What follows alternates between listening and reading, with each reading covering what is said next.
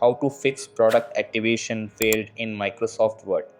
Hey guys, in this video, I will show you how to fix product activation failed in Microsoft Word. Alright, so let's begin. If you're tired of this problem, the first thing you want to do is open your File Explorer and go to C Drive. Here you have to find the Microsoft Office folder. It can be in Program File x86 or in Program Files. In my case, it is in Program File. So I will click on it and then I will go in Office 16.